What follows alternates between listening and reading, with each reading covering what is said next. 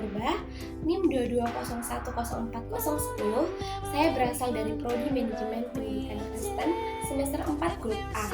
Di sini saya akan menjelaskan tugas UTS saya dengan mata kuliah Manajemen Sarana dan Prasarana Pendidikan Kristen dengan dosen pengampu Bapak Abai Manupak Tambunan MPD. Di sini saya akan menjelaskan mengenai sarana dan prasarana di IAKN Tarutung. Selamat menyaksikan. Jadi terserah kita tetap boleh cara penganak cuma mau tipis nggak perlu hanya sadis tahu mana semua mana. Hai, sekarang kita akan membahas mengenai sarana dan prasarana. Pendidikan Kristen dapat dimaknai sebagai kumpulan peralatan dan perlengkapan yang secara langsung dipergunakan atau dimanfaatkan dalam proses pendidikan Kristen. Terkait dengan hal ini tidak ada yang bertentangan dengan kepentingan atau keputusan yang terkait dengan sarana dan prasarana, bahkan dapat dikatakan ikut bersinergi dengan definisi makna keberadaan fungsi sarana dan prasarana. Jadi, fungsi sarana pendidikan yang berupa alat pembelajaran, alat peraga, dan media pendidikan dalam proses pembelajaran sangat penting guna mencapai tujuan pendidikan.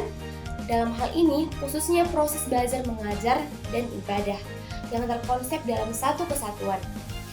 Adapun sarana yang dimaksud seperti gedung, ruang kelas, meja, kursi, serta alat-alat dan media pengajaran dan pembelajaran. Contohnya bisa kita lihat di sini.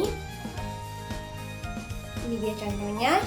Di samping itu, yang dimaksud dengan prasarana pendidikan Kristen dapat diartikan sebagai fasilitas yang secara tidak langsung menunjang jalannya suatu proses pendidikan atau pengajaran seperti halaman, kebun, taman pendidikan Kristen, jalan menuju tempat pembelajaran, tetapi jika dimanfaatkan secara langsung sangat esensial untuk proses belajar mengajar, seperti taman sekolah bernuansa Kristen untuk pengajaran biologi namun dapat dideskripsikan terkait dengan isi Alkitab. Ada kalanya halaman pendidikan Kristen dapat difungsikan sebagai tempat ibadah outdoor dan bisa juga sebagai lapangan olahraga. Komponen tersebut merupakan sarana pendidikan yang berkategori efisien. Contohnya bisa kita lihat ini. Ini merupakan contoh dari sana. Selanjutnya kita akan melanjutkan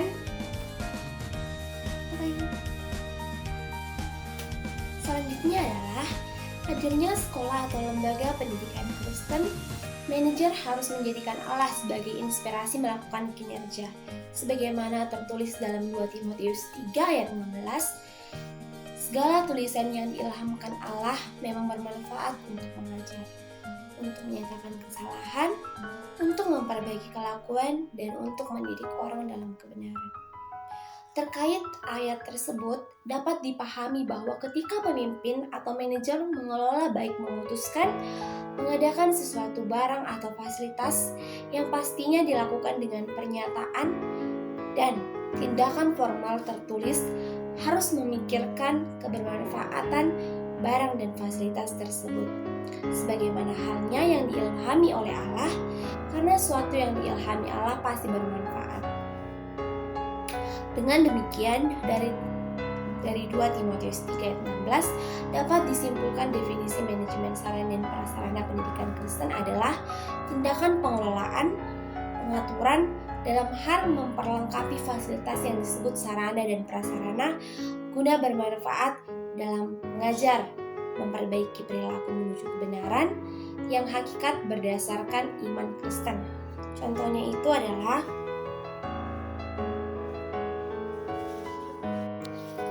ini merupakan contoh sarana yang dapat membantu pembelajaran yang ada di kelas. Jadi menurut saya 2 Timotius 3 ayat 3 itu bermanfaat untuk apa? Yaitu segala tulisan yang diilhamkan Allah memang bermanfaat untuk mengajar, untuk menyatakan kesalahan, dan untuk memperbaiki kelakuan dan untuk mendidik orang dalam kebenaran. Sedikit saya bercerita, di dalam saya mempunyai dosen, yaitu Bapak mata pengampu mata kuliah ini. Bapak ini pernah menerapkan isi dari ayat Alkitab ini. Tadi kan yaitu untuk menyatakan kesalahan dan untuk memperbaiki kelakuan dan untuk mendidik orang dalam kebenaran. Jadi dalam suatu kelas kami itu terdapat suatu konflik, yaitu kesalahpahaman. Di sini Bapak Kabay mampu memperbaiki dan dapat membuat kembali lagi seperti semula. Bapak Abai selalu menasihati kami agar kami dapat mengarah ke kebenaran. Setiap pertemuan pasti selalu. Jadi dalam 2 Timotius 3:16 itu dilakukan Allah memang untuk bermanfaat untuk mengajar dan menyatakan kesalahan dan untuk memperbaiki kelakuan dan untuk mendidik orang dalam kebenaran. Jadi dosen kami telah mendidik kami untuk menjadi arah ke dalam kebenaran.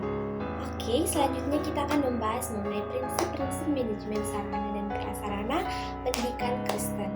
Jadi, menurut Bavadel, prinsip-prinsip manajemen sarana dan prasarana pendidikan Kristen yaitu yang pertama prinsip pencapaian tujuan, yaitu sarana dan prasarana pendidikan di sekolah harus selalu dalam kondisi siap pakai apabila akan didayagunakan oleh personil sekolah dalam rangka pencapaian tujuan pembelajaran di sekolah. Contohnya yaitu melakukan pengukuran kinerja secara teratur untuk mengevaluasi sejauh mana sarana dan prasarana mendukung pencapaian tujuan pendidikan Kristen dan mengidentifikasi area-area di mana perbaikan diperlukan. Yang kedua yaitu prinsip efisiensi, yaitu pengadaan sarana dan prasarana di sekolah harus dilakukan melalui perencanaan yang seksama sehingga dapat diadakan sarana dan prasarana pendidikan yang baik dengan harga yang murah. Demikian juga pemakaiannya harus dengan hati-hati sehingga mengurangi pemborosan. Contohnya yaitu merencanakan jadwal kegiatan perkuliahan dan penggunaan fasilitas secara efisien dan menghindari tumpang tindih dan memastikan bahwa waktu dan ruang digunakan secara maksimal dan efisien. Yang ketiga yaitu prinsip administratif, yaitu manajemen sarana dan prasarana pendidikan di sekolah harus selalu memperhatikan undang-undang, peraturan, instruksi dan petunjuk teknis yang diberlakukan oleh pihak yang berwenang. Contohnya yaitu mengelola operasi sarana dan prasarana secara efisien, termasuk pengolahan inventaris, pengadaan dan barang dan jasa, perawatan fasilitas dan pengaturan ruang kelas sehingga dapat mencapai hasil yang maksimal dengan biaya yang minimal.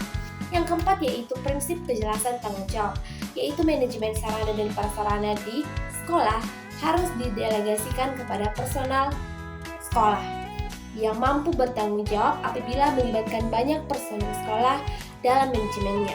Maka perlu adanya deskripsi tugas dan tanggung jawab yang jelas untuk tiap personel sekolah. Yang terakhir yaitu prinsip kokoefisienan, yaitu manajemen sarana dan prasarana pendidikan di sekolah harus direalisasikan dalam bentuk proses kerja sekolah yang sangat kompak. Contohnya mengalokasikan sumber daya fisik, keuangan, dan manusia secara efisien untuk memenuhi kebutuhan pendidikan dengan memprioritaskan penggunaan sumber daya pada area-area yang paling mendukung pencapaian tujuan pendidikan. Nah, selanjutnya kita akan membahas mengenai bagaimana perencanaan dan pengadaan yang ideal bagi sekolah Kristen berdasarkan kitab suci. Dalam pendidikan Kristen, substansi manajemen yang di dalamnya terdapat manajemen sarana dan prasarana. Semua aktivitas manajemen selalu didesain dengan perencanaan. Idealnya, aktivitas perencanaan tersebut tersirat dalam Amsal 24 ayat 6 yang berkata, "Karena dengan perencanaan engkau dapat berperang, dan kemenangan tergantung pada penasihat yang banyak." Secara induktif, ditekankan bahwa manajemen sarana dan prasarana pendidikan Kristen berorientasi pada hasil atau kemenangan, dan untuk mencapai target hasil memerlukan peran konsultan yang sudah piawai dan dapat dikatakan praktisi berpengalaman untuk membantu proses perencanaan sarana dan prasarana pendidikan Kristen. Selanjutnya, dalam proses pengadaan, yaitu ada di dalam 2 Raja-Raja 6 ayat 23. Yang pertama, disediakannya bagi mereka jamuan yang besar, maka makan dan minumlah mereka. Sesudah itu, dibiarkannya mereka pulang kepada tuan mereka. Sejak itu tidak ada lagi gerombolan-gerombolan Aram memasuki negara Israel. Dalam kutipan ini tersampaikan bahwa segala fasilitas yang diadakan untuk memberikan layanan maksimal pada pengguna akan kembali membawa dampak positif pada si pemberi layanan. Seperti diketahui, stakeholder merupakan bagian penting dalam terselenggaranya kesejahteraan layanan pendidikan Kristen. Orang tua dapat dikatakan sebagai stakeholder strategis yang perlu dijaga kepercayaannya. Ketahui, sarana dan prasarana pendidikan Kristen yang diberikan kepada siswa menjadi tolak ukur masuknya dukungan dana dan pembiayaan dari stakeholder pada program sekolah sehingga terbentuk sekolah damai, sejahtera, dan berkelimpahan. Nah, yang terakhir kita akan membahas mengenai bagaimana manfaat inventarisasi menurut pandangan Alkitabiah.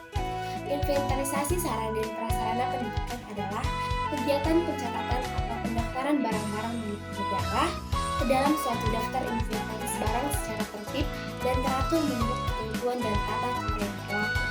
Inventaris ini dilakukan dalam rangka usaha penggunaan pengurusan dan pengawasan yang efektif terhadap barang-barang milik negara atau swasta. Peran inventarisasi pada lembaga pendidikan Kristen dapat dituntun dengan tujuan penyelesaian perkara. Menurut Keluaran 22 ayat 9 berkata, dalam tiap-tiap perkara pertengkaran harta, baik tentang seekor lembu, tentang seekor keledai, tentang seekor domba, dan tentang sehelai pakaian, baik tentang barang apapun yang kehilangan, kalau seseorang mengatakan ini kepunyaanku, maka perkara kedua orang itu harus dibawa ke hadapan Allah. Siapa yang dipersalahkan oleh Allah harus membayar kepada temannya dan kerugian 2 kali lipat. Dalam ayat tersebut, jelas penekanannya fungsi dari inventarisasi adalah pendataan untuk mana digunakan untuk mendukung ketetapan-ketetapan yang berlaku pada lembaga. Dan apabila ditemukan barang atau perlengkapan kepemilikan ganda, dengan mudah dapat diselesaikan dan jika terindeksi, ada unsur kepemilikan yang dilakukan dengan pelanggaran atau kriminal, haruslah diselesaikan secara kekeluargaan terlebih dahulu. Nah, contohnya yaitu, jadi di antara bangku dan papan tulis ini sudah terdapat tanggal dan tahun kepemilikannya juga ada. Sekian yang dapat saya sampaikan. Jika terdapat kesalahan tutur kata dan lain-lain, saya mohon maaf. Terima kasih.